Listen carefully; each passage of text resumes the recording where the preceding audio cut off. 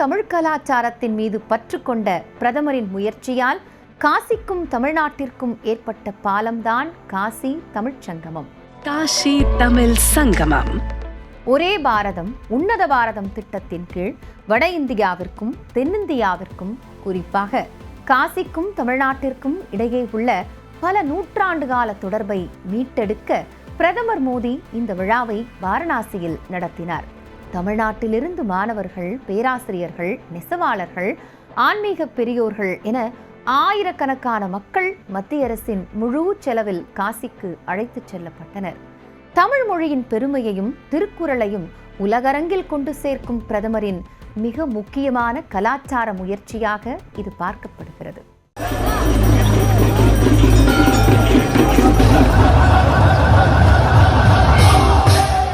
காசி வடக்கே கங்கை கரையில் அமைந்த ஆன்மீக தலைநகர். தமிழ்நாடு தெற்கே தமிழ், ஆன்மீகம், இலக்கியம், கலை, பண்பாட்டின் தொன்மையை தாங்கி நிற்கும் நிலம். ஆயிரக்கணக்கான கிலோமீட்டர் தொலைவில் இருந்தாலும் இந்த இரண்டு நிலங்களுக்கும் இடையிலான தொடர்பு இன்றோ நேற்றோ உருவானது அல்ல. பல நூற்றாண்டுகளாக தொடரும் ஒரு பண்பாட்டு உறவு. அந்த உறவை மீண்டும் நினைவுபடுத்தி அடுத்த தலைமுறைக்கு கொண்டு செல்லும் முயற்சிதான் காசி தமிழ்ச் சங்கமம்.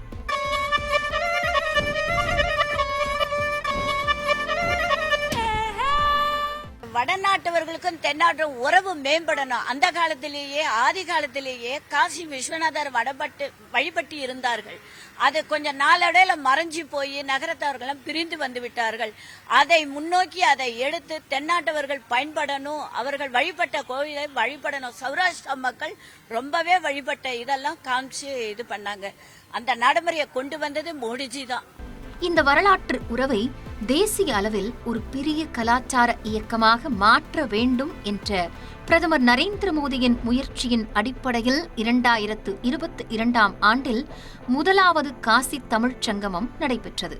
தமிழ்நாட்டின் பல்வேறு துறைகளைச் சார்ந்த 2500க்கும் மேற்பட்டோர் காசி, பிரயாக்ராஜ், அயோத்தி உள்ளிட்ட பகுதிகளுக்கு சென்று அங்குள்ள மக்களுடன் நேரடியாக கலந்துரையாடினர். அதன் நோக்கம் வெறும் சுற்றுலா அல்ல. கல்வி, இலக்கியம், ஆன்மீகம், கலை, கைவினை, உணவு, தொழில் என இரு பகுதிகளின் அறிவையும் அனுபவத்தையும் பரிமாறிக்கொள்வது. காசியில் தமிழர்களின் தடம் எவ்வளவு பழமையானது என்பதற்கு இன்றும் பல சான்றுகள் உள்ளன. கேதார்காட் பகுதியில் உள்ள குமாரசுவாமி மடம் தமிழர்களின் நீண்டகால காசி தொடர்பை எடுத்துக் காட்டுகிறது. தமிழ்நாட்டைச் சேர்ந்த சுவாமி குமரகுருபரர் காசிக்கு வந்து கேதாரேஸ்வரர் கோயிலை நிறுவியதாக வரலாற்றுச் செய்திகள் குறிப்பிடுகின்றன. அவரது சீடர்கள் பின்னர் காவிரி கரையில் காசி விஸ்வநாதர் ஆலயத்தையும் நிறுவினர்.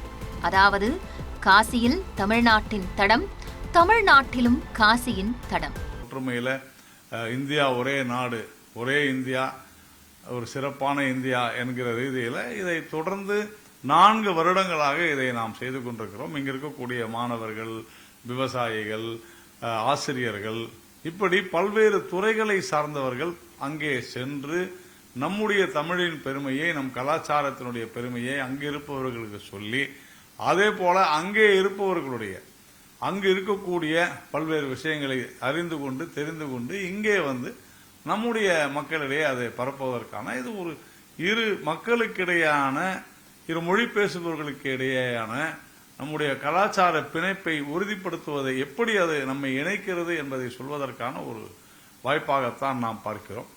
இந்த தொடர்பை இலக்கியமும் வலுப்படுத்தியது.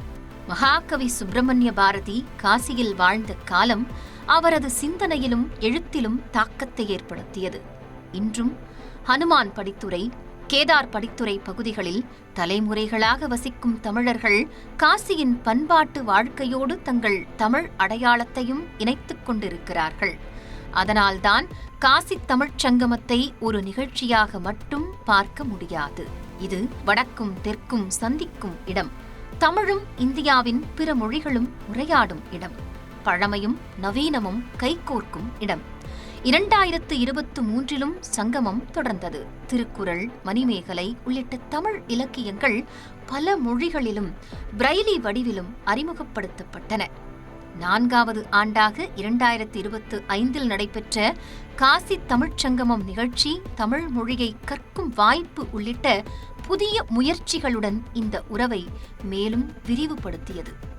நூற்றாண்டுகளை கடந்த உறவை ஒரு தலைமுறையில் இருந்து இன்னொரு தலைமுறைக்கு கொண்டு செல்லும் முயற்சியே இந்த காசி தமிழ்ச் சங்கமம். சுருக்கமாகச் சொன்னால் கங்கை கரையையும் காவிரி கரையையும் இணைக்கும் பண்பாட்டு பாலம். அதனால்தான் காசி தமிழ்ச் சங்கமம் என்பது ஒரு நிகழ்ச்சியாக மட்டும் அல்லாமல் இந்தியாவின் வேற்றுமையில் ஒற்றுமையை உணர்த்தும் ஒரு பாரம்பரிய பயணமாக திகழ்கிறது.